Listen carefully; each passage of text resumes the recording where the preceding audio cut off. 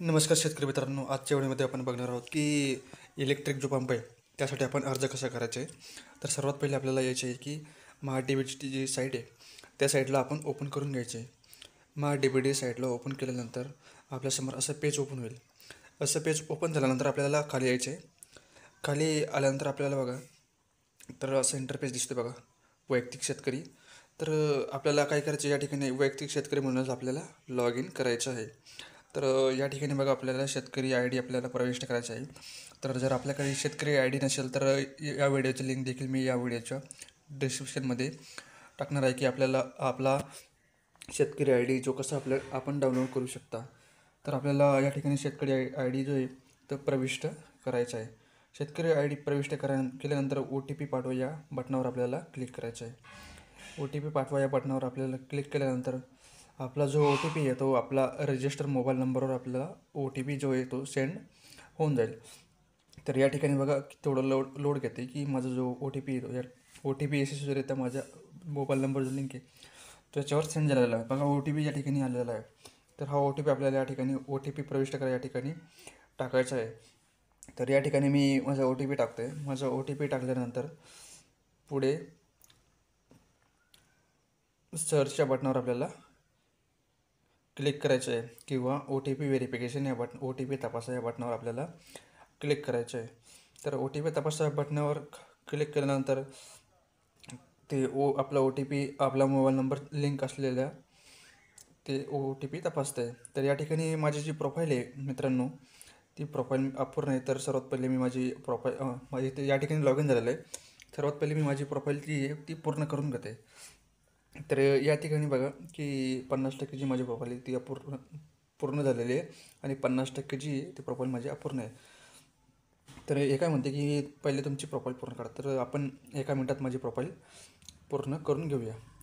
तर या ठिकाणी खाली बघा माझी प्रोफाईल जी आहे ती पूर्ण झालेली आहे. त्यानंतर या ठिकाणी बघा अर्ज सादर करा या ठिकाणी आपल्याला क्लिक करायचं आहे.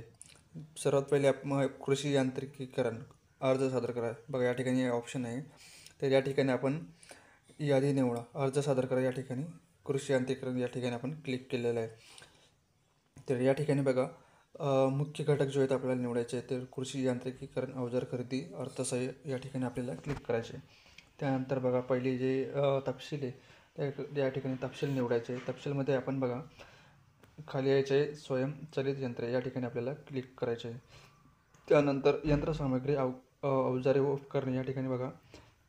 तर या ठिकाणी आपल्याला खाली यायचे. खाली आल्यावर बघा फवारणी पीक संरक्षण अवजारे या ठिकाणी आपल्याला क्लिक करायचे. त्यानंतर दुसऱ्या ऑप्शनमध्ये बघा आपल्याला खाली एकदम खाली यायचे सौरचालित नॅपसॅक फवारणी यंत्र यावर आपल्याला क्लिक करायचे आहे. तर या ठिकाणची आपली सर्व माहिती पूर्ण झालेली आहे. खाली बघा चेकबॉक्सवर आपल्याला मी पूर्ण संबंधित शिवाय कृषी यंत्र अवजार खरेदी करणार नाही या ठिकाणी या चेकबॉक्सवर आपल्याला क्लिक करायचे आहे. आणि खाली बघा 3 ऑप्शन आहे. वरील माहिती भरलेली माहिती पुसा, मेन्यूवर जा, तर माहिती जतन करा या ठिकाणी आपल्याला क्लिक करायचे आहे. या ठिकाणी बघा आपली माहिती यशस्वीरित्या सबमिट झालेली आहे. यानंतर आपल्याला येस या बटनावर क्लिक करायचं आहे. येस या बटनावर क्लिक केल्यानंतर घटक यशस्वीपणे अर्ज समाविष्ट केलेला आहे. आपण आणखी घटक निवडायचे आहे का, तर आपल्याला नो म्हणायचे आहे. आपल्याला काही निवडायचे नाही तर आपण नो म्हणायचे आहे. त्यानंतर आपण नो म्हटल्यानंतर आपण डायरेक्ट पहिल्या पेजवर येऊन जाऊ. ठीक आहे. पहिल्या पेजवर आल्यानंतर या ठिकाणी बघा अर्ज सादर करा. आणखी काही बाबी समावेश करायच्या असल्यास मेन्यूवर जा. तर आपल्याला या ठिकाणी यायचे आहे. मेन्यूवर यायचे. मेन्यूवर आल्यानंतर बघा या ठिकाणी आपल्याला अर्ज पहा. या ठिकाणी बघा तालुका दिलेला आहे. नंतर अर्ज पहा म्हणजे आपण अर्ज ऑलरेडी सबमिट केलेला आहे तो अर्ज पहिल्या पेजवर आपल्याला येऊन जाईल. पहिल्या पेजवर आल्यानंतर आपण या ठिकाणी बघू शकता की या ठिकाणी अर्ज पहावर आपल्याला क्लिक करायचे. हे बघा आपल्याला सर्व जी माहिती तिथं येऊन जाईल.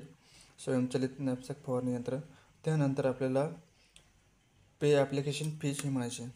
या ठिकाणी आपल्याला ॲप्लिकेशन फीज आहे ती पेड करायची आहे. ती फी जास्त नसते, फक्त 23 रुपये फी आहे.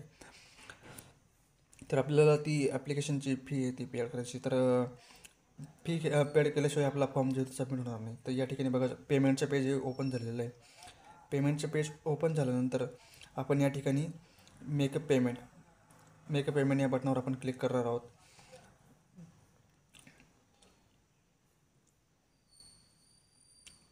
त्या पेमेंटच्या बटनावर आपण क्लिक केल्यानंतर बघा या ठिकाणी भरपूर ऑप्शन येतात, क्रेडिट कार्ड, डेबिट कार्ड. तर आपला फॉर्म जो आहे सबमिट